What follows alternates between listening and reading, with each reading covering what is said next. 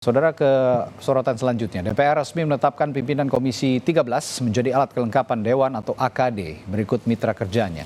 Wakil Ketua DPR Adis Kadir menyebutkan penambahan komisi dari 11 menjadi 13 dilakukan seiring penambahan kementerian di pemerintahan Prabowo Gibran. Adis menambahkan Komisi 13 menjadi salah satu komisi yang baru dibentuk pada periode 2024-2029 ini, di mana Komisi 13 diketuai Willy Aditya dari Partai Nasdem dan Wakil Ketua diisi Andreas Hugo Parera dari Partai Demokrasi Indonesia Perjuangan, Sugiat Santoso dari Partai Gerindra, dan Rinto Subekti dari Partai Demokrat. Komisi 13 akan membidangi soal reformasi regulasi dan HAM, di mana beberapa mitra kerjanya seperti Kementerian Hukum, Setnek, Komnas HAM, dan KSP.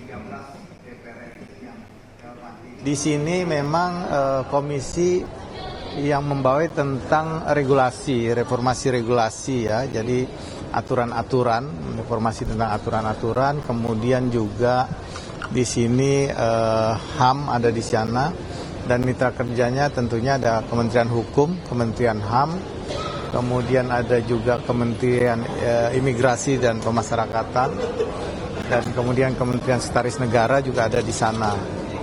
BNPT juga ada di sana tentang teroris. Jadi memang Komisi 13 ini komisi baru di DPR, tetapi memang membutuhkan komisi yang membutuhkan pemikiran-pemikiran